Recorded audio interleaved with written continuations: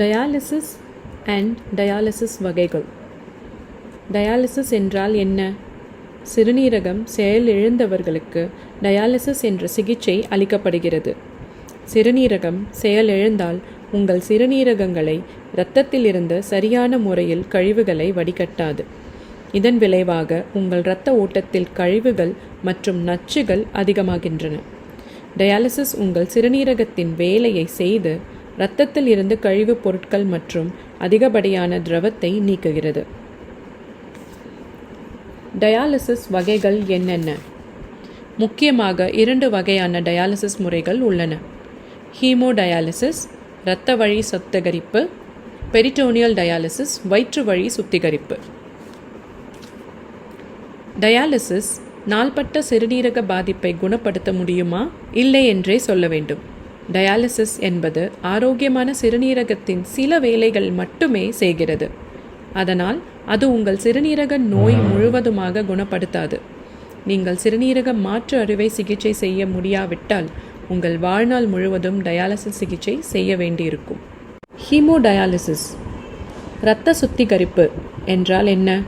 Haemodialysis சிகிச்சையில் ஒரு இயந்திரம் உங்கள் உடலில் இருந்து இரத்தத்தை வெளியேற்றி அது ஒரு டயாலிசர் செயற்கை சிறுநீரகம் மூலம் வடிகட்டி சுத்தம் செய்யப்பட்ட இரத்தத்தை மீண்டும் உங்கள் உடலுக்கு திருப்பி தருகிறது.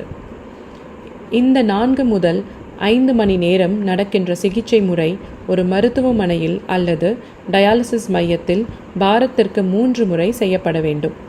நீங்கள் வீட்டிலேயே ஹீமோடயாலிசிஸ் செய்யும் வழியும் உண்டு.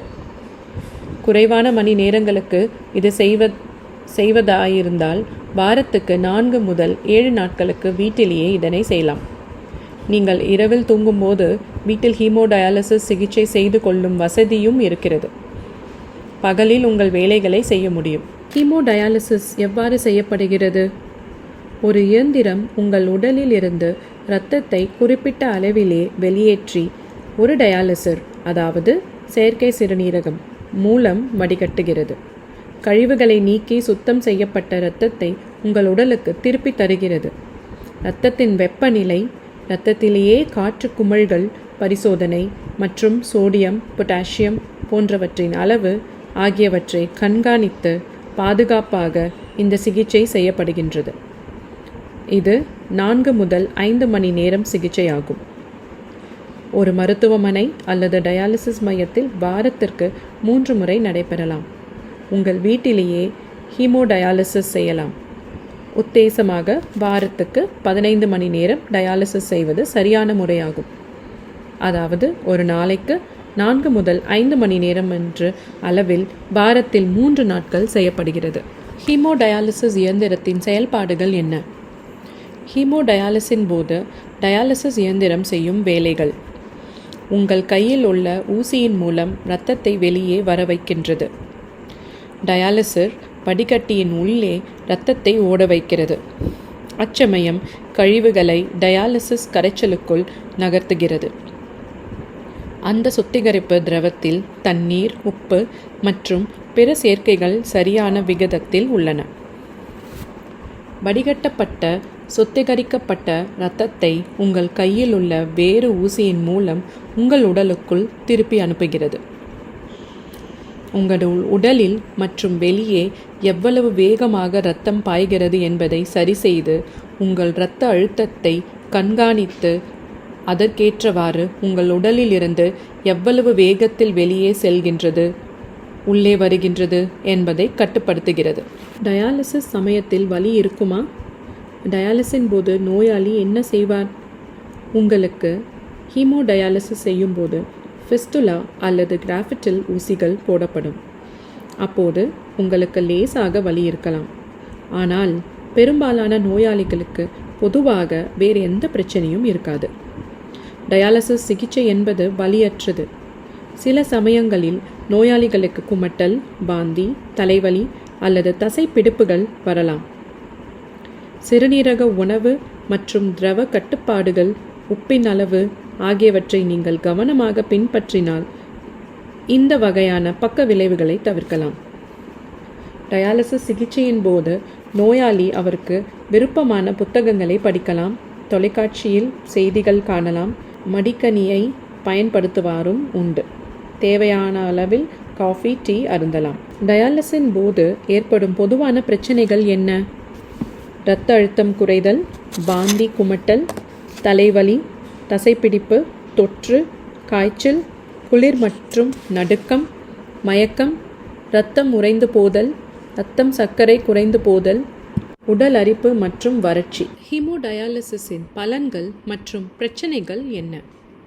பலன்கள்: இரத்த குழாய் அணுக்களுக்கு ஏவி ஃபிஸ்டுலா பயன்படுத்தும் போது டயாலிசிஸ் சிக்கல் ஏற்படும் அபாயங்கள் குறைக்கப்படுகின்றன.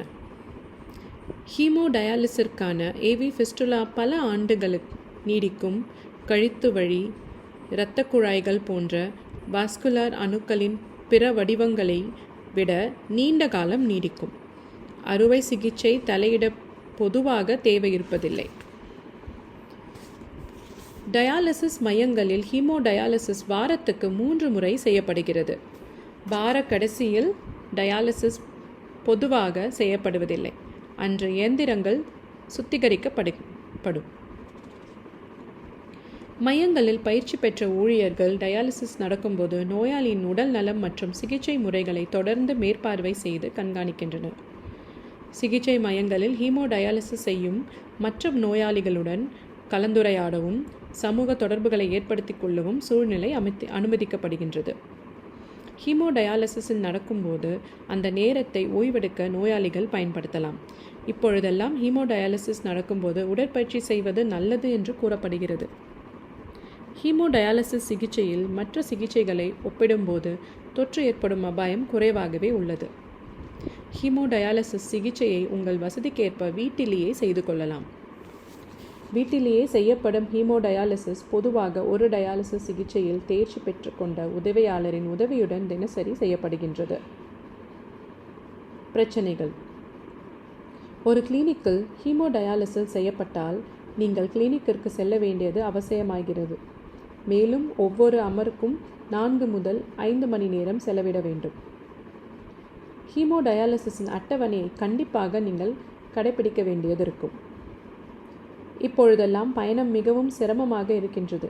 இதற்காக முன்கூட்டியே திட்டமிடல் மற்ற பயண ஏற்பாடுகள் தேவை. உணவு மற்றும் திரவ கட்டுப்பாடுகள் கண்டிப்பாக கடைபிடிக்க வேண்டியிருக்கும். ஏவி ஃபிஸ்டுலா பகுதி நோயாளிக்கு சற்று வீக்கமாக, ஒரு அசிங்கமான, அழகற்ற பகுதியாக தோன்றலாம்.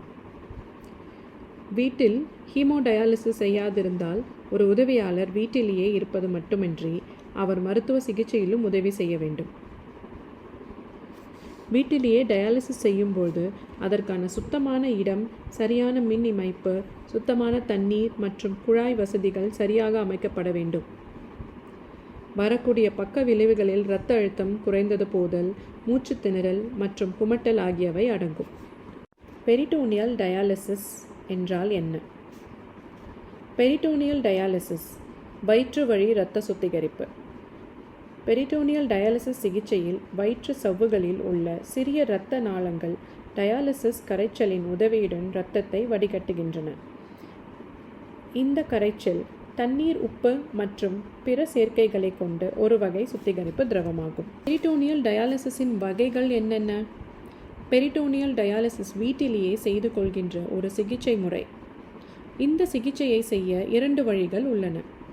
தானியங்கி பெரிட்டோனியல் டயாலிசிஸ் சைக்ளர் எனப்படும் இயந்திரத்தை பயன்படுத்துகின்ற முறை.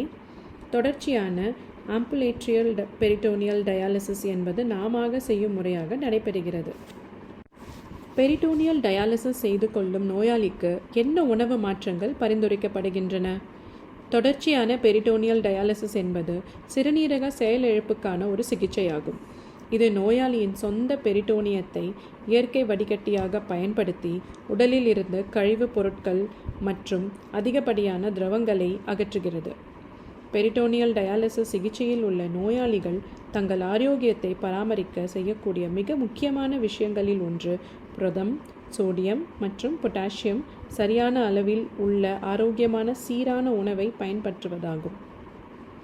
ஒரு நாளைக்கு 1 கிலோ உடல் எடை 1 கிராமுக்கு புரதத்தை உட்கொள்ள வேண்டும். இது ஊட்டச்சத்து குறைபாட்டை தடுக்கவும் தசைகளின் வளர்ச்சியை பராமரிக்கவும் உதவும். நீங்கள் உட்கொள்ளும் சோடியம் அளவை ஒரு நாளைக்கு 2 அல்லது 3 கிராமுக்கு அதிகமாக இல்லாதபடி பார்த்து கொள்ள வேண்டும். அதிக அளவு சோடியம் உங்கள் உடலிலே திரவத்தை தக்க வைத்து இந்த இரத்த அழுத்தத்தை அதிகரிக்கும். இது சிறுநீரக நோயால் பாதிக்கப்பட்டவர்களுக்கு தீங்கு விளைவிக்கும். வாழைப்பழம், ஆரஞ்சு, உருளைக்கிழங்கு, நெல்லிக்காய் போன்ற பொட்டாசியம் நிறைந்த உணவுகளை உட்கொள்வதை குறைக்கவும். இரத்தத்தில் அதிக அளவு பொட்டாசியம் இருந்தால் சிறுநீரக நோயால் பாதிக்கப்பட்ட நோயாளிகளுக்கு இதய துடிப்பு பிரச்சனைகள் ஏற்படும் ஆபத்து உள்ளது. முழு தானியங்கள், பழங்கள் மற்றும் காய்கறிகள் போன்ற கூட்டான கார்போஹைட்ரேட்டுகள் அதிகமாக உள்ள உணவுகளை தேர்ந்தெடுக்கவும். இந்த உணவுகள் அத்தியாவசிய ஊட்டச்சத்துக்கள் நிறைந்தவை மட்டுமல்ல, இரத்த சர்க்கரை அளவை சீராக வைத்திருக்கவும் உதவும். உடலில் இருந்து கழிவுப் பொருட்களை வெளியேற்ற தண்ணீர் தேவைப்படும். இதனை மருத்துவரின் ஆலோசனையை பெற்று நீங்கள் தீர்மானிப்பதே நல்லது. உணவில் குறைந்த கொழுப்புள்ள பால் மற்றும் மற்ற பானங்களை சேர்த்து கொள்ளலாம்.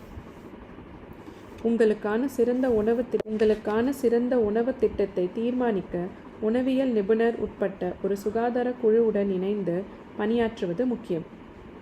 உங்கள் தனிப்பட்ட தேவைகளையும் இலக்குகளையும் பூர்த்தி செய்யும்படி தனிப்பட்ட முறையிலேயே உங்களுக்கான உணவு திட்டத்தை உருவாக்க அவர்கள் உங்களுக்கு உதவுவார்கள். ஒரு நாள்பட்ட சிறுநீரக நோயாளி டயாலிசிஸ் இல்லாமல் எவ்வளவு காலம் வாழ முடியும்? அவர்கள் சிறுநீரகத்தில் மீதமுள்ள செயல்பாட்டை பொறுத்தும், அவர்களின் பொதுவான மருத்துவ நிலையை பொறுத்ததும் அவர்கள் வாழ இயலும். அது ஒவ்வொருவர் உடல்நிலையை பொறுத்தும் அவர்களின் உணவு கட்டுப்பாடுகளை பொறுத்தும் மாறுபடும். உங்களுக்கு டயாலிசிஸ் தேவை என்பதற்கான அறிகுறிகள் என்ன? வாந்தி, விக்கல், உடலிலே அதிக திரவம் சேருதல், மூச்சு திணறல் ஏற்படுதல், அரிப்பு மற்றும் மண்டத்தோல், பசியிழப்பு, குமட்டல், மூச்சுக்காற்றிலேயே நாற்றம், சிறுநீரகம் மிகவும் குறைந்து போதல்.